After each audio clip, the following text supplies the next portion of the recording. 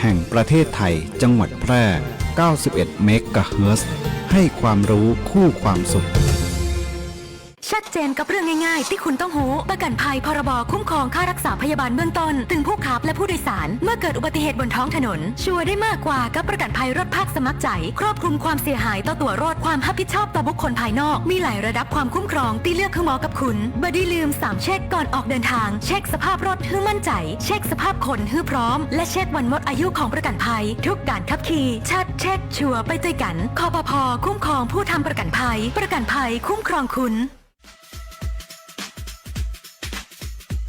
หากคุณมีปัญหาสายตาอยากได้แว่นสักอันหนึ่งไว้ตอบแชทตอบไลน์งานด่วนใส่ขับรถไปทำงานไปท่องเที่ยวดูแผนที่ปักหมุดหาจุดหมายปลายทางหรือต้องการใช้เลนโปรเกรสซีฟไว้มองไกลมองกระจกซ้ายกระจกขวา The World of Ticon เราเข้าใจถึงปัญหาสายตาของคุณดีวัดสายตาแม่นยำโดยทัศนศาสตร์ด้วยประสบการณ์กว่า40 ปี The World of Ticon ช่วยคุณได้ตัวแทนจำหน่ายแว่นตานาฬิกาพร้อมบริการหลังการขายมาเลยที่ The World of Ticon มุมแยกกาดน้ำทองถนนภูเก็ตตำบลนาจักรอำเภอเมืองแพร่จังหวัดแพร่โทร0819520545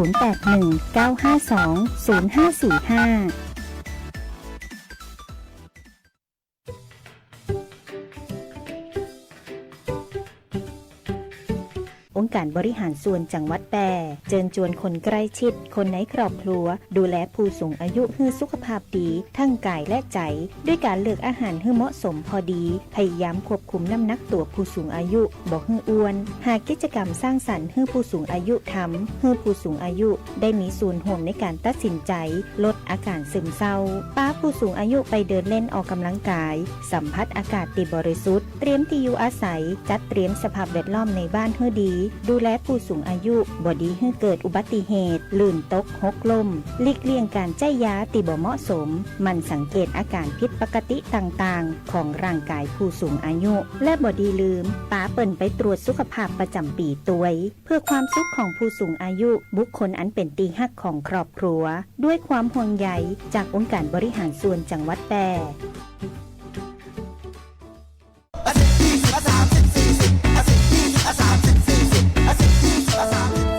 ถ้าความเร็วบนท้องถนนในชุมชนเป็นตัวเลขเหล่านี้ก็คงดี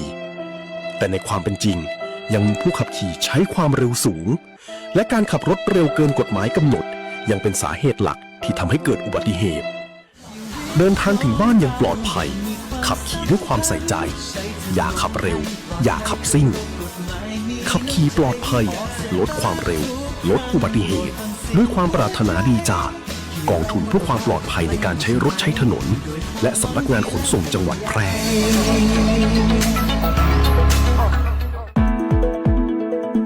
ฟังข่าวฟังสวทแพร่ FM 91 เมกะเฮิรตซ์กรมประชาสัมพันธ์ข่าวจริงเชื่อถือได้สื่อรัฐพัฒนาคุณภาพชีวิตคนจังหวัดแพร่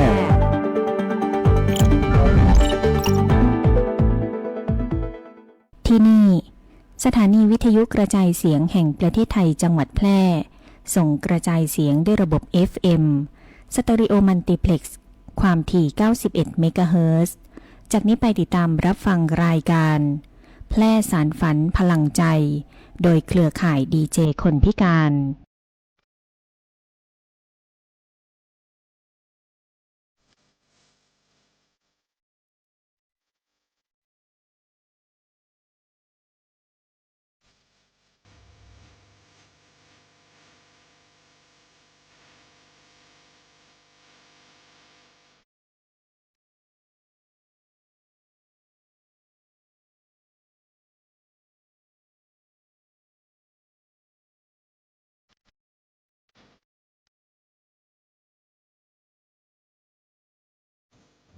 สวัสดีเจ้า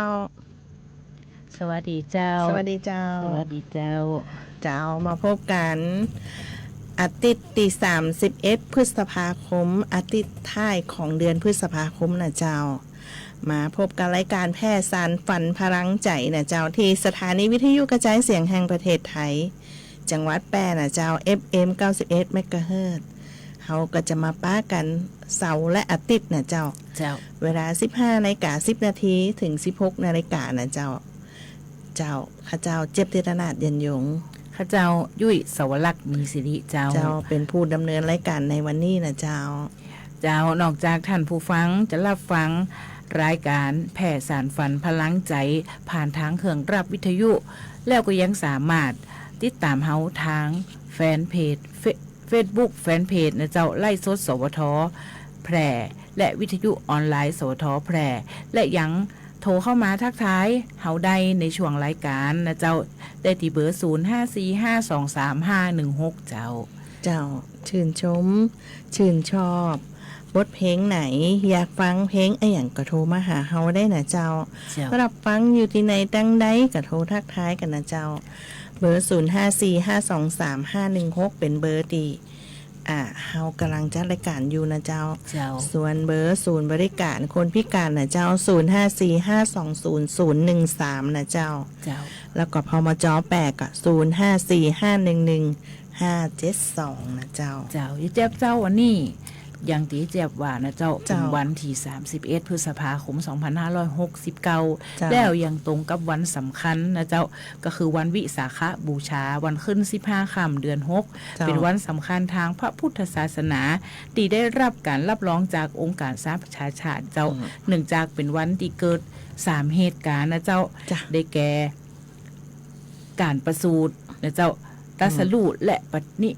รินิพพานของสมเด็จพระสัมมาสัมพุทธเจ้านะเจ้าเฮา เจ้า ศาสนาชาวพุทธนะเจ้าก็แต่เจ้าเนี่ยก็ได้ไปตักบาตรทำบุญในช่วงเช้าแล้วนะเจ้าบางวัดเป็นกระหลวดเวียนเทียนเลยนะเจ้าก็จะมีแมลงนะเจ้าเนาะบางวัดก็จะเวียนเทียนแมลงเจ้าขอเชิญท่านพุทธศาสนิกชนทุกท่านนะเจ้ารวมทำบุญในครั้งนี้ด้วยเจ้า เจ้าเนาะทักทายกันในวันอากาศสดชื่นน่ะเจ้าน้องยุ้ยเนาะเฮาก่อนที่เฮาจะเข้าช่วงแรกของรายการเฮาก็มาฟังเพลงม่วนๆจากรายการของเฮาก่อนนะเจ้า เจ้า เฮาจะจัดให้ท่านฟังสัก1บทเพลงก่อนนะเจ้าน้องยุ้ย เจ้า จ้ะ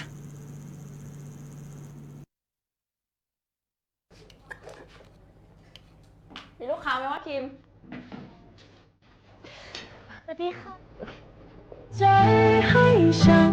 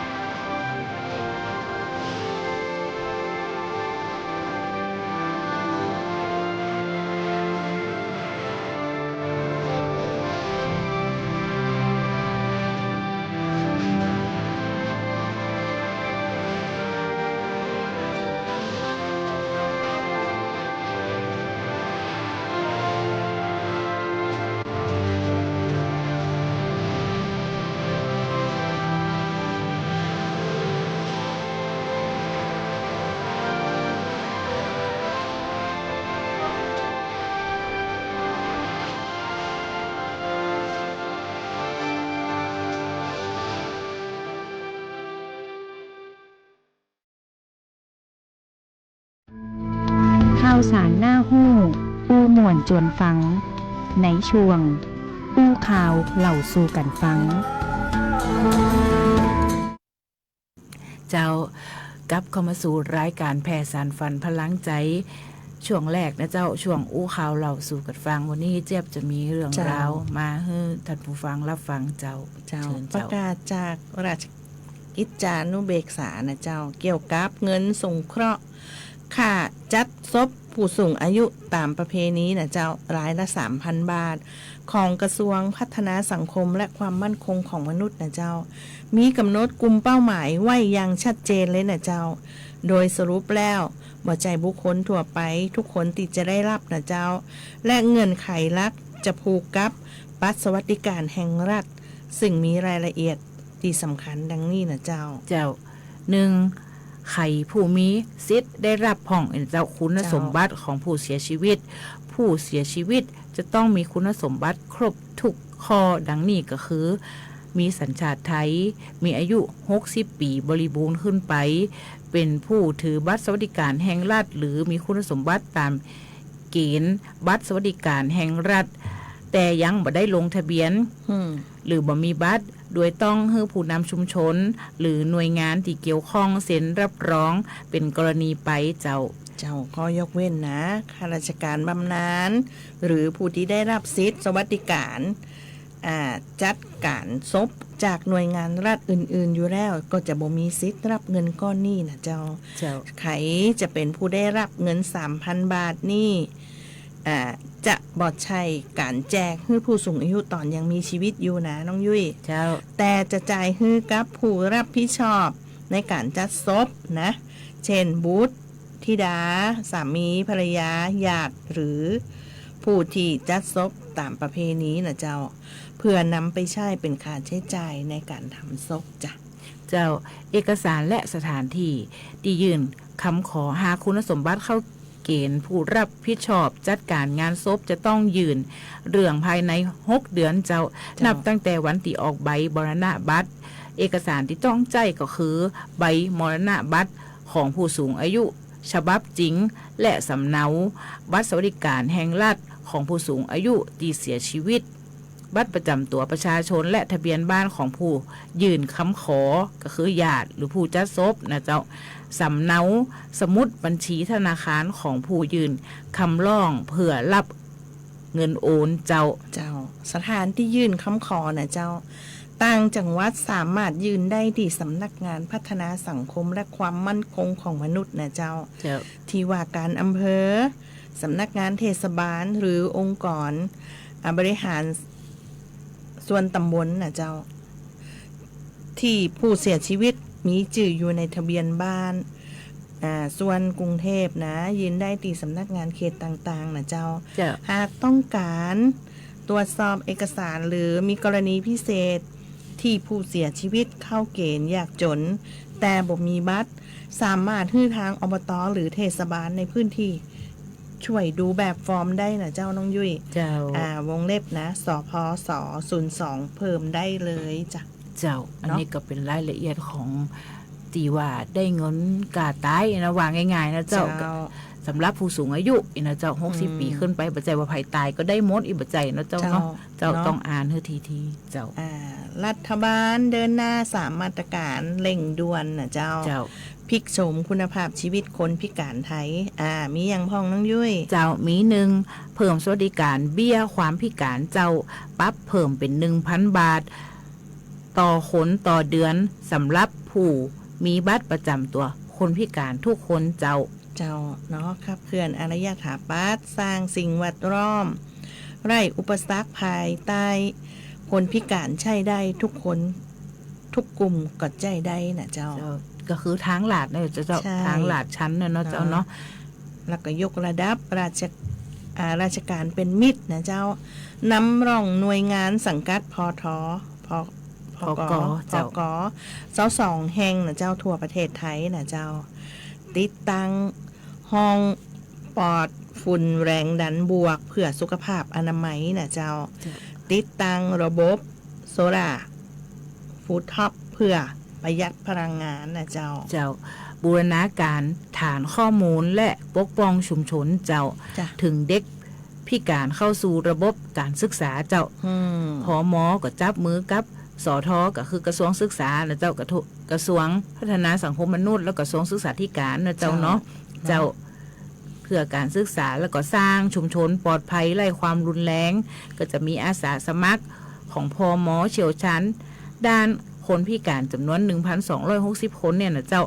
เพื่อเป็นกลไกป้องกันความรุนแรงในครอบครัวและดูแลคนพิการอย่างใกล้ชิดเจ้าอันนี้ก็เป็น รวม มาตร สร้าง การ สังคมที่เท่าเทียมนะเจ้าคนพิการใจได้ทุกคนก็ใจได้เนาะ เจ้า อ่า ก็มาตีอันนี้แหมน้อยเจ้า ได้ ตีว่า เลย สรุปตีว่าเขาว่าเงื่อนไขคนเสี่ยงโดนตัดสิทธิ์บัตรสวัสดิการ เจ้า แห่งรัฐ 2569 นะเจ้า อ่า หลอกไม้คัดกรองแล้วนะเจ้าเข้มกว่าเดิม เช็คก่อนลงทะเบียนเจ้าบ่เจ้าว่าไปลงแล้วตัวเก่าบ่เข้าคุณสมบัติอีนะเจ้าเนาะมีอย่างของเจ้าไอ้เจ็บ รายได้นะ ถ้าเกินแสนต่อปีเนี่ยก็ถือว่าโดนตัดสิทธิ์แน่นอน เจ้า นะเจ้า อ่า รายได้นี่ก็คือรวมรายได้ของตัวเก่าคู่สมรสและบุตรนะเจ้า ใช่ ถ้ามีนะเจ้าเกินเกณฑ์กำหนดก็คือ 100,000 บาทต่อปีเจ้า แล้วก็เงินฝากสลากพันธบัตรรวมกันเกิน 100,000 บาทเจ้านับรวมทุกบัญชีเลยเจ้าทั้งของตัวเก่าและคู่สมรสเจ้า เจ้ามีบัตรเครดิตบอกว่าจะเป็นการใจายหรือบ่ใจายก็ตามนะเจ้า เจ้าเป็นข้าราชการหรือพนักงานของรัฐก็บ่ได้เจ้ารวมถึงลูกจ้างประจำและพนักงานรัฐวิสาหกิจก็บ่สามารถเนี่ยบัตรได้เจ้า เจ้า มีบ้านมีรถมีที่ดินนะ เจ้า เกินเกณฑ์ที่กำหนดนะเจ้าตามหลักเกณฑ์ของกระทรวงกังขังนะเจ้า เจ้าก็จะวงเงินกู้บ้านเจ้ากู้มาแบ่งบ้าน 1.5 ล้านบาทก็บ่ได้เจ้า เจ้าร วมวงเงินกู้ทุกบัญชีของตัวเก่าและคู่สมรสนะเจ้าก็บ่ได้เจ้า เป็นกรรมการบริษัทได้ก่อนน้องยุ้ยก็ บ่ บ่ ได้ ได้ เจ้า ก็กู้บ้านบอกกู้รถแหมนะเจ้าถ้ารถมันเกิน1 ล้านบาทคุณก็บ่สามารถ อันนี้ได้เจ้ามันก็จะมีแล้วผู้ตีบ่สามารถที่จะทำบัตรได้ก็คือนักการเมืองผ้าผู้ต้องขังกับมดสิทธิ์ทำเจ้า เจ้า เจ้า ยังบอกประกาศวันหรือ เจ้า การลงทะเบียนอย่างเป็นทางการนะเจ้า เจ้า ติดตามข่าวสารและลงทะเบียนได้ที่ไหนน้องยุ้ย ลงทะเบียนได้ตีเว็บไซต์สวัสดิการแห่งรัฐเจ้าติเข้าไปเลยเจ้า เจ้า เฮาพิมพ์เข้าไปหรือว่าพิมพ์มาได้มันก็จะขึ้นก็ว่าเว็บไซต์สวัสดิการแห่งรัฐมันก็ขึ้นมาให้เฮาหรือว่าใจลูกหลานพอก็ได้ว่าเช็คว่า เจ้า คนใดลงได้พ่องนะเจ้ารอบนี้ตรวจละเอียดขึ้นกระทรวง ใช่ การคลังก็เชื่อมข้อมูลหมดเลยเจ้าเพราะว่าบัตรเดียวบัตรประจำตัวประชาชนใบเดียวไหนเจ็บหูหมดเลยมีเงินฝากตัดใดมีเงินกู้ตัดใดมีขู่สมรสกอมีบุตรกออย่างเงี้ยเจ้า เปิดใจว่าไปอันนี้บ่บอกเปิดหน้ามันบ่ได้แล้วเจ้า แต่ก่อนนี่มันก็ได้เนาะมันก็ง่ายมันบ่สามารถตรวจสอบอะไรอย่างได้ละเอียดแต่เดี๋ยวนี้บัตรใบเดียวนะเจ้าหูหมดเป็นหนี้กี่บาทเป็นหยังผ่องนี่นะเจ้า ก็เสริมแหมน้อยนะน้องยุ้ย เจ้า เนาะเขาก็ช่วงนี้มันหน้าฟ้าหน้าฝนเนาะ เจ้า เขาก็ระวังน้อยเนาะฝนตกนักน้ำปลาไหลหลาก น้ำท่วมเฉียบพลันได้นะเจ้า เจ้า เนาะเอา ก็ระวังตัวเอง เนาะ เจ้า ข้างบ้านยายเปิ่นตอกโต๊ะตอกอะไรอย่างเตรียมแล้วนะเตรียมอุปกรณ์ขึ้นสูงแล้ว ก็ภาวนาเฮ้อปีนี้บ่น้ำท่วมเจ้า เนาะ ถ้าอย่าท่วมก็ขอน้อยเดี๋ยวก็พอละเนาะอินดูคนติแจ่มื้อๆในแจ่ม อัน เจ้า ก็ตะกี้ได้รับโทรศัพท์มาจากเปิ้นแบบพี่ชายนะมอบเพลงให้ เพลงนี้เดี๋ยวคนชื่อเจี๊ยบนะเจ้ามาฟังกันด้วยกันเลยนะเจ้า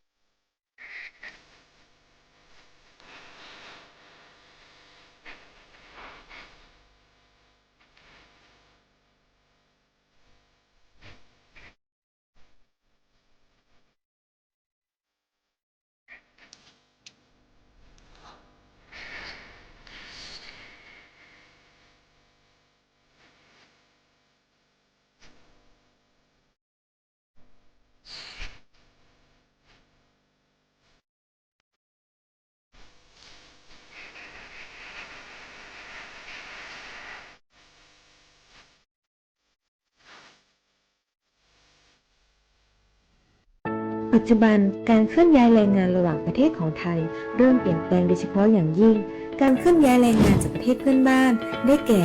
เมียนมาลาวและเวียดนาม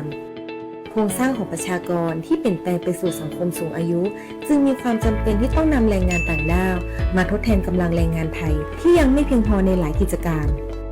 สำนักงานจัดหางานจังหวัดแพร่เป็นหน่วยงานหลักที่ให้บริการจัดหางานแก่ประชาชนทุกกลุ่มเป้าหมายรวมถึงการควบคุมการทำงานของคนต่างด้าวซึ่งปัจจุบันได้นำระบบ e-work permit เข้ามาอำนวยความสะดวกในการให้บริการแก่นายจ้างสถานประกอบการและแรงงานต่างด้าวในกระบวนการการรับคำขอการแจ้งการทำงานของคนต่างด้าวและการผลิตใบอนุญาตการทำงานทั้งนี้สามารถรับชมวิดีทัศน์การให้บริการผ่านระบบ e-work permit ได้ที่เพจ Facebook สำนักงานจัดหางานจังหวัดแพร่หรือสอบถามรายละเอียดเพิ่มเติมผ่านแอปพลิเคชัน LINE Official S435DEAQA หมายเลขโทรศัพท์ 0545117721 หรือ 0545118807 และสายด่วนกรมการจัดหางาน 1506 กด 2 สำนักงานจัดหางานจังหวัดแพร่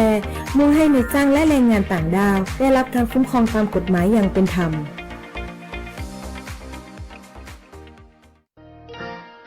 ขอเชิญทุกท่านร่วมสัมผัสงานบุญยิ่งใหญ่แห่งเมืองแพร่วันที่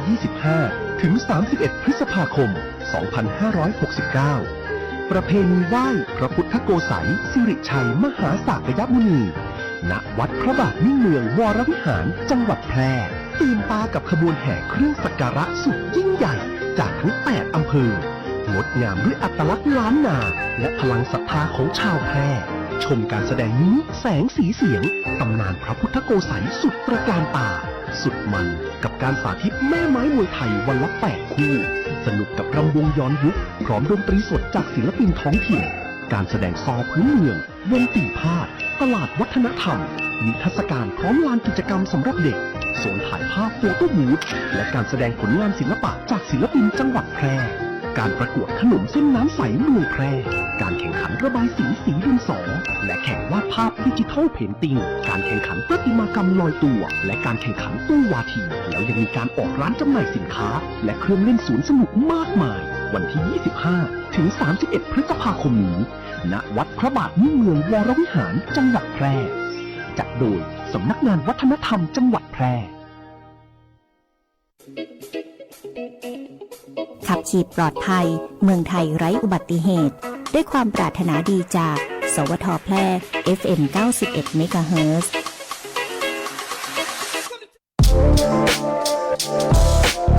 คุณกำลังฟังสวท.แพร่ FM 91 เมกะเฮิรตซ์กรมประชาสัมพันธ์สถานีเพลงเพราะขาดวิตามินให้กินผักแต่ถ้าขาดความรักให้กินป๋าบรรเลง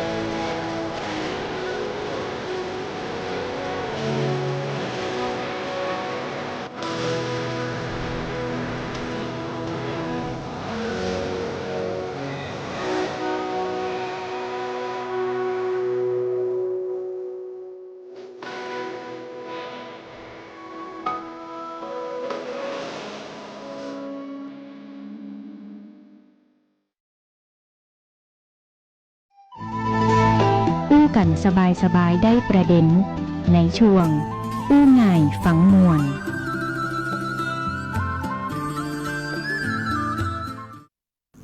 เจ้ากลับเข้าสู่รายการแพทย์สารฝันพลังใจในช่วงอู้ง่ายฟังม่วนนะเจ้า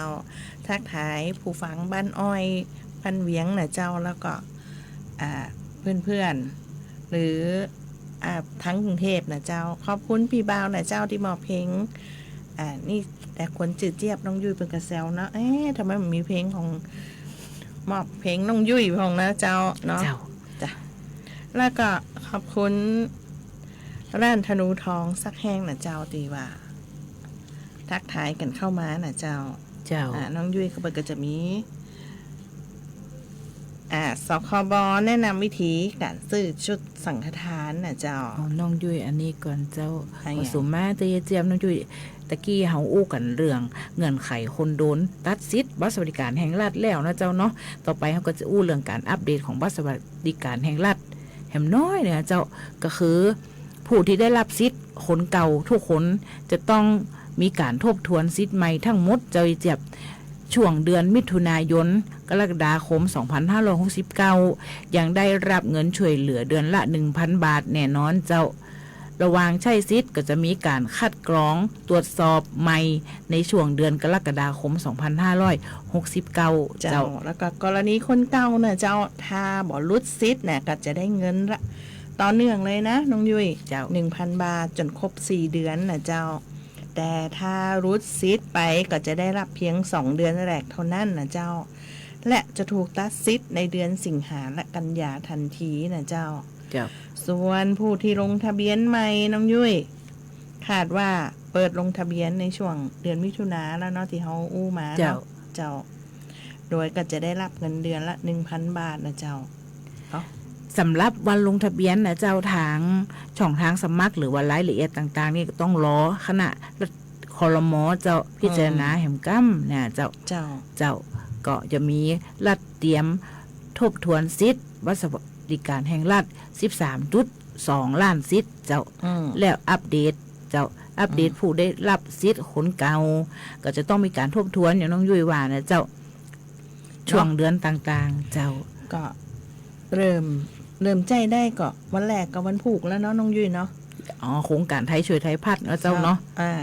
ไทยช่วยไทยพัฒน์เนี่ยรัฐเติมวงเงินช่วยเหลือค่าครองชีพเพิ่มเติม 1,000 บาทต่อคนเพื่อแก่ผู้ที่ได้รับสิทธิ์ตามโครงการที่กำหนดเนาะเพื่อช่วยลดภาระการใช้จ่ายในชีวิตประจำวันนะเจ้าได้วงเงินช่วยเหลือเพิ่ม 1,000 บาทบ่ต้องเติมเงินเองเนี่ยเจ้าวงเงินจะถูกโอนเข้าระบบอัตโนมัติ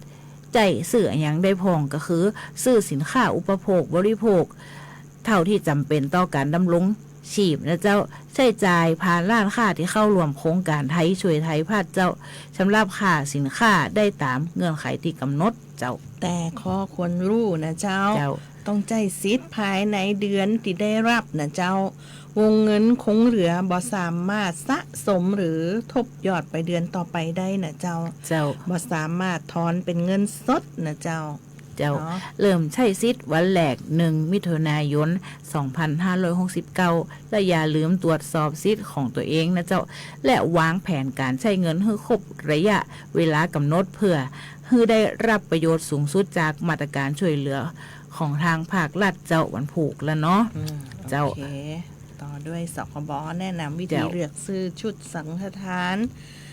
ให้ได้ของดีมีคุณภาพถวายแล้วเกิดประโยชน์ได้จริงนะเจ้าสำนักงานคณะกรรมการคุ้มครองผู้บริโภคสคบนะเจ้าขอแนะนำให้ประชาชนเลือกซื้อชุดสังฆทานอย่างรอบคอบเพื่อให้พระภิกษุได้รับสิ่งของติเด็ดมีคุณภาพเนาะใช้งานได้จริงและปลอดภัยต่อการใช้งานนะเจ้าวิธีเลือกซื้อสังฆทานดีๆนะเจ้าเฮาควรตรวจสอบฉลากสินค้าให้ครบถ้วนมีรายการสินค้าผู้ผลิตและวันหมดอายุอย่างชัดเจนเจ้าเลือกสิ่งของจำเป็นที่ใช้ประโยชน์ได้จริงในชีวิตประจำวันเจ้าตรวจสอบบรรจุภัณฑ์ต้องสะอาดสมบูรณ์บ่ฉีกบ่ขาดหรือชำรุดเจ้าสิ่งที่ควรระวังนะเจ้าหลีกเลี่ยงสินค้าที่ใกล้หมดอายุหรือหมดอายุแล้ว บอกควรนำอาหารยาหรือสารเคมีมารวมกันนะเจ้าเพราะอาจทำให้สินค้าเสื่อมคุณภาพเนาะ เจ้า อย่าดูแค่ความสวยงามของชุด ควรดูคุณภาพภายในเป็นหลักเจ้า เจ้าประโยชน์ที่ได้รับการเลือกซื้ออย่างถูกวิธีนะเจ้าใจได้ของที่คุ้มค่าพระภิกษุสงฆ์บางทีได้ใจนะเจ้าใจประโยชน์ได้แต่นะเจ้าและลด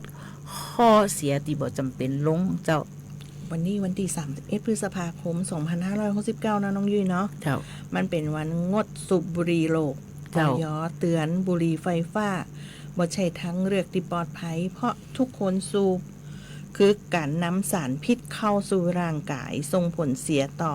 ตนเองและคนรอบข้างนะเจ้า เจ้า31พฤษภาวันงดสูบบุหรี่โลกเจ้าองค์การอนามัยโลกนะเจ้ากำหนดให้วันที่31พฤษภาคมของทุกปี เป็นวันงดสูบบุหรี่โลกเนี่ยเจ้าโดยเหตุผลว่าการสูบบุหรี่นั่นนะเจ้าเป็นสาเหตุสำคัญของการป่วยและเสียชีวิตก่อนวัยอันควรที่สามารถป้องกันได้เจ้า เจ้า เอาก็จะมีคำขวัญวันงดสูบบุหรี่โลกประจำปี 2569 คือ หยุดยั้งเยาวชนจากยาเสพติด นิโคติน เสพติดจนตายอีกว่าเจ้า เจ้า เพื่อ สร้างค เจ้า วามรู้ความเข้าใจและกระตุ้นให้ประชาชนตระหนักถึงอันตรายเนาะผลิตภัณฑ์ยาสูบทุกประเภท รวมถึงผลกระทบจากยาเสพติดเนาะที่อาจจะเป็นภัยต่อร้ายแรงต่อสุขภาพและชีวิตนะเจ้าน้องยุ้ย แล้วหันบางคนแบบหันแล้วเฮาก็แบบโหดโหมากเลยโอ้ยเป็นละอ่อนอยู่ซ่อน เจ้า ใต้กันไปกับกีบปุรีบางเดี๋ยวนี้มันจะกีบปุรีแบบม้วนไหน แม่ เจี๊ยบมันเป็นรอดอ่ะ ใช่ กดเข้าไปฟื้นแล้วก็ออกแล้วก็พอโอ้ยมันก็ยังอายุน้อยอยู่เขาก็บ่กลัวว่าปอดเขาจะเป็นจะได้ใกล้อะเนาะเขาก็ห่วงอยู่นี่นะเจ้า เจ้า งดได้ก็ควรจะงดนะเจ้าเนาะเจ้า ฟังเพลงจากตีเปิลขอมาแหมสักหนึ่งบทเพลงแล้วเขาก็มาช่วงนานาสาระนะเจ้า เจ้า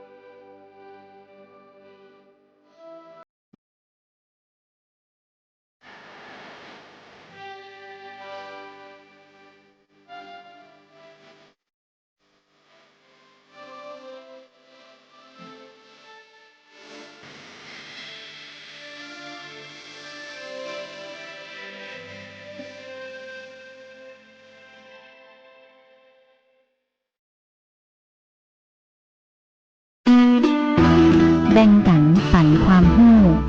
ในช่วงนานาสาระเจ้ากลับเข้ามาสู่รายการแผ่สารฝันพลังใจในช่วงนานาสาระเจ้านี่เจ็บก็จะมีเรื่องทะเบียนขาดเจ้าทะเบียนขาดมอเตอร์ไซค์ภาษีขาดมา10 ปีต่อทะเบียนพรบจ่ายต่อใดน่ะเจ้าพรบ324น่ะเจ้าชำระย้อนหลัง3 ปีก็372 บาทอากร40 บาทจดทะเบียนใหม่ก็380เนาะรวมทั้งหมดก็ที่เขาจะต้องไปต่อทะเบียนใหม่ที่ว่า10 ปีผ่านมานี่นะ 1,116 บาทเจ้าน้องยุ้ยเนาะเจ้าหน้านี่ก็ยังหู้ๆกันนะเจ้าเนาะหน้านี่เป็นหน้าฝนเจ้าหน้าฝนก็ต้องระวังแล้วเจ้าไข้เลือดออกโรคใกล้ตัวตีบ่ควรมองข้ามเจ้าในช่วงฤดูฝนยุงลายเนี่ยเจ้าแผ่พันธุ์ได้ดีเนี่ยมีความเสี่ยงในการเกิดโรคไข้เลือดออกเพิ่มสูงขึ้นเจ้าโดยเฉพาะในเด็กเจ้าผู้สูงอายุและผู้ที่มีโรคประจำตัวเจ้าอาการที่ควรเฝ้าระวังนะเจ้าไข้สูงเฉียบพลันต่อเนื่องนะเจ้าปวดศีรษะปวดเมื่อยตามร่างกายเนาะมีผื่นแดงตามผิวหนังคลื่นไส้อาเจียนอ่อนเพลียมากกว่าปกตินะเจ้าน้องยุ้ยเจ้าหากมีอาการไข้สูงเกิน2 วันนะเจ้าซึมหลงรับประทานอาหารบ่ได้หรือมีเลือดออกผิดปกติเช่นเลือดกำเดาไหลจุดเลือดออกตามตัวควรรีบไปพบแพทย์ทันทีเจ้าป้องกันได้ด้วยหลัก3เก็บนะเจ้าเนาะเก็บบ้านให้สะอาดบ่ให้เป็นตีรบซ่อนของยุงเก็บขยะกำจัดภาชนะที่น้ำขังเก็บน้ำปิดฝาภาชนะให้มิดชิดป้องกันยุงที่วางไข่นะเจ้ารวมกันกำจัดแหล่งเพาะพันธุ์ยุงหลายรอบบ้านเป็นประจำเจ้าเพื่อลดความเสี่ยงโรคไข้เลือดออกและดูแลสุขภาพคนในครอบครัวให้ปลอดภัยตลอดหน้าฝนนี่ตัวเจ้าหมู่อสมหมู่เฮาก็รณรงค์กันเนาะลูกน้ำยุงลายอย่างเนี้ยแล้วช่วงนี้คุณหมอก็จะตรวจบ้านอสมนะแต่ละชุมชนเจ้าของน้องจะเป็นวันที่5เจ้าก็จะตรวจบ้านอสมว่ามีลูกน้ำยุงลายก็เฮาก็บ่สามารถที่จะรับประกันได้ว่ามีบ่มีเฮาเผลอกำเดียวเจ้ามันมาวางไข่เร็วมากเจ็บยังลืมเปิดฝาถังน้ำไว้แล้วลืมปิดน่ะกำเดียวบ่ถึง10 นาทีมันก็สามารถวางไข่ได้เจ้าแล้วก็ช่วงนี้ฝนมันตกกันต้อยนะเจ้าเนาะฝนตกมีน้ำค้างอีนะเจ้าถ้าบ้านไหนยุงเยอะหรืออะไรอย่างเนี้ยเปิ้นก็ไปขอเปิ้นได้นะเจ้าอสมแต่ละชุมชนเจ้าสายเบสเขาจะแจกให้ใจให้ถูกนะเจ้าบ่ดีว่าหมด2ไปเลยนี่มาเดี๋ยวเนี่ยเปิ้นมีความเข้มข้นของเนื้อสายเจ้าเป็นใจต่อลิตรเนี่ยเจ้าน้ำ10 ลิตรน้อยเจ็บเนาะก็ใส่ไปจ้อนกระป๋อเจ้ามันจะมีจ้อนมาเฮ้อจ้อนน้อยๆนะเจ้าปัจจุบันจะโอ้ยเทจุกจ้วงมาใจนะบางคนเข้าใจผิดว่า2ที่เปิ้นอันเนี้ยจีหูเราไปใส่ถึง2อีบ่ใจนะเจ้าเนาะมันบ่เฮ้อผลเจ้าแม่นเจ้าของพี่เจ้าชุมชนห้องซ้อกับวันที่2ก็จะพบหมอละเจ้าคัมภีร์ยืดอวัยวะอายุอวัยวะนะเจ้าเนาะเป็นจะได้พ่องน้องยุ้ยเจ้าก็คือเป็นยืดอายุของการใช้งานอันดับแรกคือหัวใจเจ้าเนี่ยจะได้คือหัวใจเนี่ยเฮาแข็งแรงก็คือออกกำลังกายแต่เจ้าคาร์ดิโอเจ้าเดินเร็วเดินวิ่ง150 นาทีต่อสัปดาห์แต่บางคนที่เป็นโรคหัวใจนี่บ่แนะนำนะเจ้าเนาะก็คือเดินตามปกตินะเจ้าเดินเนี่ยมันต้องช่วยได้หมดเจ้าเนาะเจ้าปลูกต้นไม้เนาะเลี้ยงสัตว์ช่วย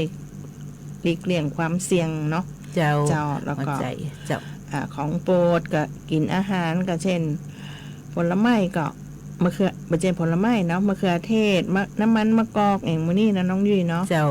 ของแสลงกับมีอย่างพองน้องยุ้ยของแสลงที่บ่ควรกินนะเจ้ามันไปทำลายหัวใจก็คือ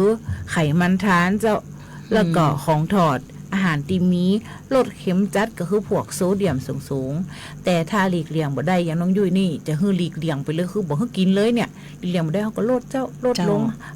ลดไปลดมามันก็จะบ่ยากไปคนเดียวมันเจ้ามันก็จะช่วยให้ร่างกายเนี่ยดีขึ้นนะเจ้า เนาะปอดนู้นน้องยุ้ย ปอดเนี่ยเปิ้นบอกว่าฝึกหายใจลึกๆอีเจ็บหายใจลึกๆนี่บ่ได้หมายถึงว่าหายใจที่มันเป็นสิ่งแวดล้อมที่บ่ดีนะเจ้าบ่จือว่ามีควันอยู่แล้วก็หายใจเลยมันก็บ่ใจเนาะ อย่าง ไป นี้เจี๊ยบ เจ้า อย่างนี้จะหันดีว่าคุณหมอดีว่าเป็นมาอันนั้นสอนเฮาเนาะ เจ้า เปิดกับจิย่าวงกลมนะจากเปิดกับจี้จุดจากจุดนี้ถึงจุดนี้จากจุดนี้ถึงจุดนี้ถ้าเฮาเนี่ยกั้นหายใจได้รอบวงกลมนี่นะแปลว่าปอดเฮายังดีอยู่นะน้องเว้ย เจ้า เนาะล ก็ อง หาย ฝึก ใจ ต่อเนาะ เจ้า แล้วก็เปิ้นบอกว่าให้ทานอาหารที่มีประโยชน์เช่นบรอกโคลีกะหล่ำปีขิงเฮ็ดหูขาวเจ้าบำรุงปอด เนาะ แล้วก็ออกกำลังกายนะเจ้า ใช่ เจ้าว่ายน้ำวิ่งอย่างน้อยวันละ45นาทีเจ้ามันอย่าจี้บ่ได้เหลือแห้งอย่าจะได้เจ้าอย่างน้องยุ้ยว่าเดินเนี่ยเจ้าเดินเลยนะเจ้าเดินวันละ25นาทีเดินจ้าๆก็ได้เจ้าหรือว่าถ้าใครมีเวลาก็30นาทีขึ้นไป อย่าง เจ้า คนเฒ่าที่เป็นหัวเข้าบ่ใครดี นั่งเก็อี้ก็ได้นะเจ้า เจ้า เก้าอี้แล้วเราก็สามารถเปิดใน YouTube มาเดียวนี่นะการออกกำลังกายใน YouTube เนี่ยมีเยอะแยะเนาะ เจ้า เอากันตามนั่นเลย แล้ว นะเจ้า เจ้าของแสลงเนี่ยสำคัญเลย ใช่ เจ้าก็คือ PM 2.5 จ้ะ และควันบุหรี่เจ้า แม่น หลีกเลี่ยงปอดก็จะได้แข็งแรง ใช่ เจ้า แล้วเนาะ เดี๋ยว จ้ะเวลาก็ไล่หลังเฮามาเนาะสำหรับอาทิตย์นี้นะเจ้า เดี๋ยวเฮาก็จะจากลาไปด้วยบทเพลงนะเจ้า วันนี้เฮาก็จะต้องมาถึงช่วงเวลาสุดท้ายของแพทย์สารฝันพลังใจเช่นเดิมนะเจ้า เจ้า หมดเวลาแหมครั้งนี้ก็มีข้าเจ้าเจ็บเจนาดยันยง พระเจ้าน้องยุ้ยสวรักษ์มีสิริเจ้า เจ้านำรายการแพทย์สารฝันพลังใจนะเจ้าจากท่านผู้ฟังสำหรับเสาร์และอาทิตย์นี้นะเจ้า เจ้า เวลาก็เช่นเดิมนะเจ้าเสาร์และอาทิตย์หน้านะเจ้าเราก็มาพบกัน 15:10 นาทีเป็นต้นไป จนถึง 16 นาฬิกานะเจ้า เจ้า ที่สวทแปของเฮาที่นี่นะเจ้า เจ้า FM 91 MHz สำหรับวันนี้นะเจ้าตั้งกล่าวคำว่าโชคดีและก็สวัสดีเจ้า สวัสดีเจ้า ขอเชิญทุกท่านร่วมสัมผัสงานบุญยิ่งใหญ่แห่งเมืองแพร่ วันที่ 25 ถึง 31 พฤษภาคม 2569 ประเพณีไหว้พระพุทธโกษัยสิริชัยมหาสากยมุนี ณ วัดพระบาทมิ่งเมืองวรวิหารจังหวัดแพร่ตื่นตากับขบวนแห่เครื่องสักการะสุดยิ่งใหญ่จากทั้ง 8 อำเภองดงามด้วยอัตลักษณ์ล้านนาและพลังศรัทธาของชาวแพร่ ชมการแสดงนี้แสงสีเสียงตำนานพระพุทธโกษัยสุดประการตา สุดมันกับการสาธิตแม่ไม้มวยไทยวันละ8 คู่ สนุกกับรำวงย้อนยุคพร้อมดนตรีสดจากศิลปินท้องถิ่น การแสดงซอพื้นเมืองวงปีพาดตลาดวัฒนธรรมนิทรรศการพร้อมลานกิจกรรมสำหรับเด็กโซนถ่ายภาพโฟโต้บูธและการแสดงผลงานศิลปะจากศิลปินจังหวัดแพร่